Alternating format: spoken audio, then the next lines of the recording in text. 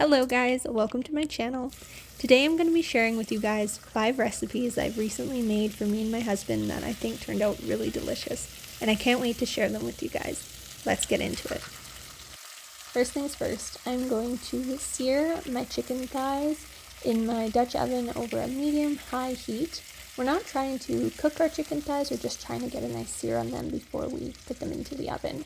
I'm going to also season my chicken thighs right now with some salt, pepper, onion powder, and garlic powder. You can season them however you like though. Now I'm going to prepare my potatoes. I have here 5 medium-ish yellow potatoes, and I'm just going to cut them up. I'm going to leave the skin on, and I'm also going to prepare 3 carrots. At first I thought 1 would be enough, and then it wasn't, so you'll keep seeing me add more carrots as the time goes on, but we did 3 carrots in total, and I'm just kind of cutting them into sticks.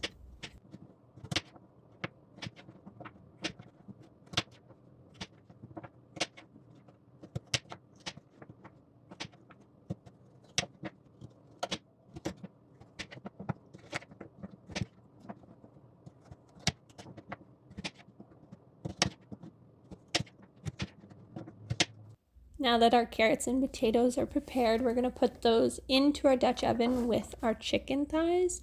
And I did end up moving my chicken thighs onto the top there. And then I added, very messily, some chicken stock. I did about 3.5 cups. And then I placed that into the oven at 375, and I cooked it for about 30 to 40 minutes. You just want to cook it until your chicken thighs are done.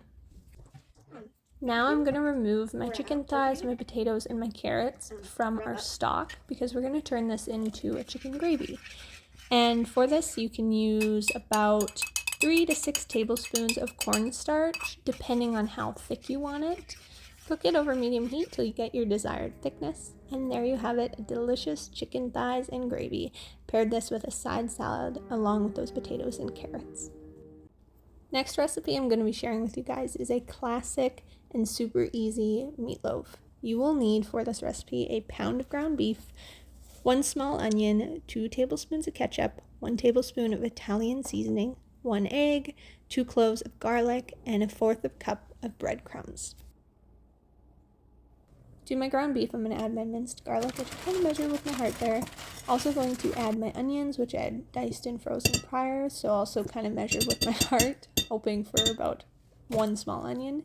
Added my ketchup as well, and now I'm going to season this mixture up with some salt, some pepper, that Italian seasoning, and also some dried parsley flakes, which I thought would be a nice addition. And you can season this however you like as well. Now I'm going to crack in 1 egg and add my breadcrumbs and give that a good mix, but being cautious not to overmix it. Now that our mixture has come together, we can place it into our greased loaf pan and shape it into a nice little loaf there. And we're going to place it into the oven and bake it at 350 degrees Fahrenheit for an hour or until it's cooked all the way through.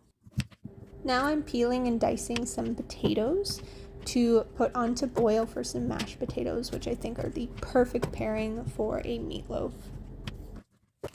Now I'm going to prepare a sauce to go on top of our meatloaf, which is going to be super delicious.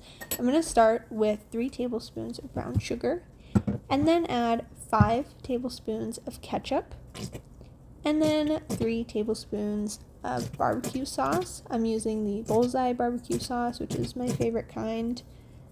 And after that, you'll add just like a splash of soy sauce. I'd say about maybe like a teaspoon of it.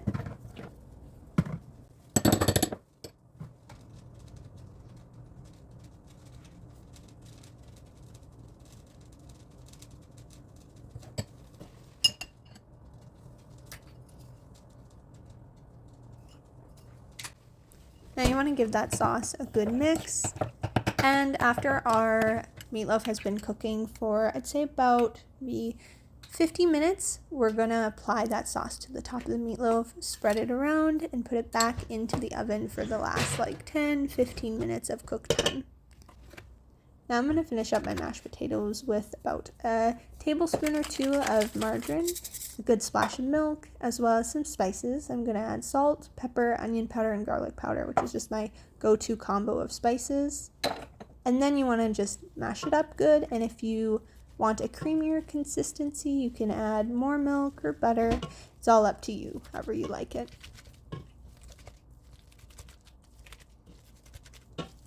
And there you have it, a simple and easy meatloaf. I topped mine off with some extra ketchup and also served some cream corn on the side.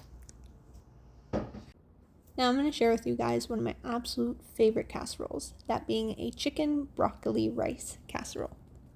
For this recipe, you will need cooked rice, shredded chicken breasts, cooked broccoli, milk, cream of mushroom soup, cream of chicken soup, and seasonings. In my large bowl, I'm going to add my cooked rice, which was 2 cups of instant rice that I cooked up. Also, I'm going to add my cooked broccoli, about 2 cups as well, and my cooked and shredded chicken breasts, as well as 1 cup of shredded cheese, and also my cream of chicken and cream of mushroom soup.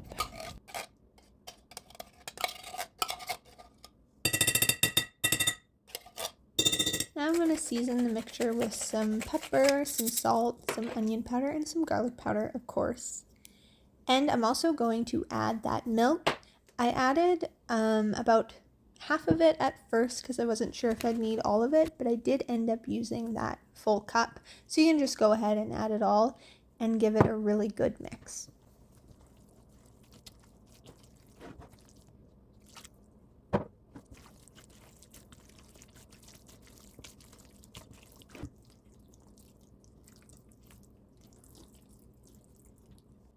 Now you're going to want to add that mixture to your greased 9x13 casserole dish.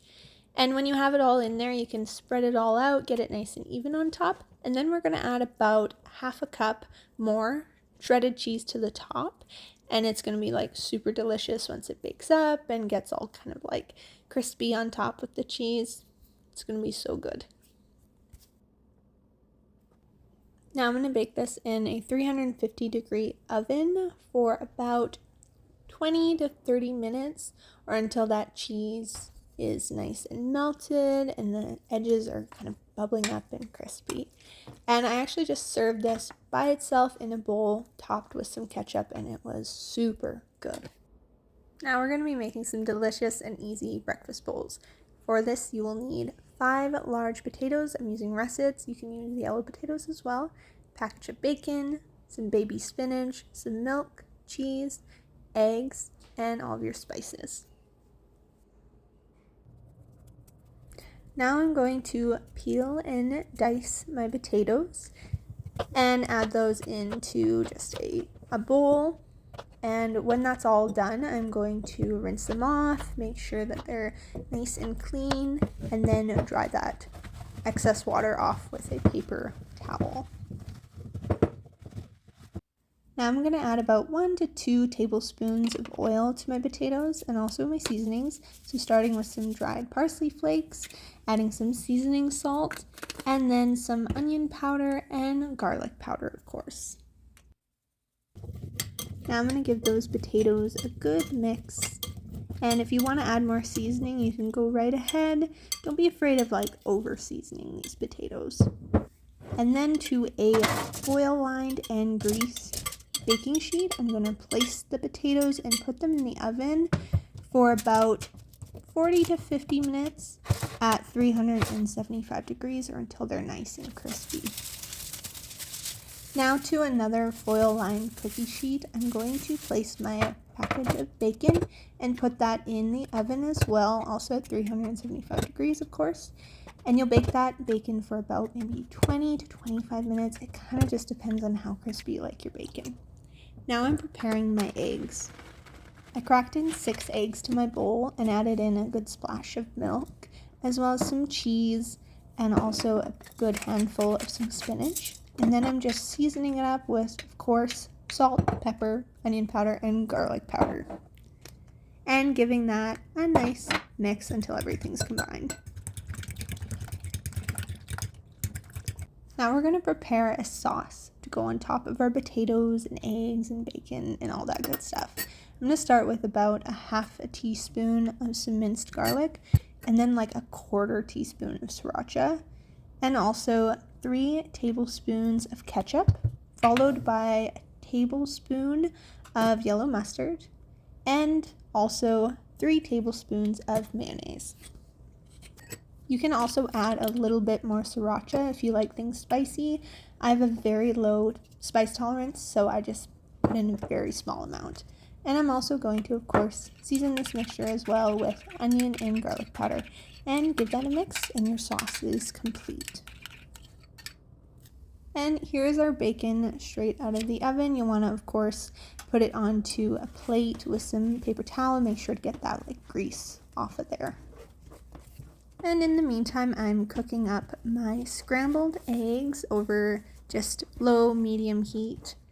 And just cook it to your liking. There's our potatoes out of the oven. I would have liked to have them a little more crispy, but they turned out still very good. Now we're going to layer up our breakfast bowls, starting with the crispy potatoes on the bottom, followed by our scrambled eggs. Then I'm going to actually just cut up some bacon on top. I did about 4 pieces each, I believe. It was either 2 or 4. And then I did some shredded cheese on top, and of course drizzle on that delicious sauce. And I did add some extra ketchup to mine because I'm a ketchup loving girl, but these turned out super duper delicious. Both me and my husband thoroughly enjoyed them. For this final recipe of the video, I'm going to be making some barbecue chicken drumsticks with some more oven-baked potatoes, just like the ones we made for our breakfast bowls. So I'm going to do the same process. I'm pretty sure everything's the same, except this time I'm using yellow potatoes instead of russets. And I do think for this preparation of the potatoes, I prefer the yellow potatoes over the russet. And so we're going to do the same steps. Peeling, dicing, adding oil, and then adding our seasoning. So seasoning salt, onion powder, garlic powder, and parsley flakes. And I also added some smoked paprika to this one as well. Now I'm going to give those potatoes a mix, add a little more seasoning if you think it needs it, and place it on our baking sheet and cook for about an hour at 375. Now let's season our drumsticks. I'm using this Sunset Gourmet Southwestern Mesquite rub, and I'm going to place it on both sides, give it a good rub onto the chicken drumsticks, and then when those are done, I'm going to place them on a lined baking sheet as well, put them in the oven with the potatoes at 375, and those are going to bake for about 20 to 25 minutes or until there's no blood on the bone. When your drumsticks are about 10 minutes away from being done, you can pull them out and add some barbecue sauce on top. And then I took a pastry brush and brushed it all on nice and thoroughly. And I flipped those drumsticks over and added more barbecue sauce to the other side and did the same process of brushing it on, coating it nice and good. Then you want to place your chicken back in the oven to get that barbecue sauce nice and caramelized onto the drumstick. And there you have it, some delicious barbecue drumsticks served with our potatoes and a side salad. Thank you guys so very much for watching. I'll see you guys again soon. Bye-bye.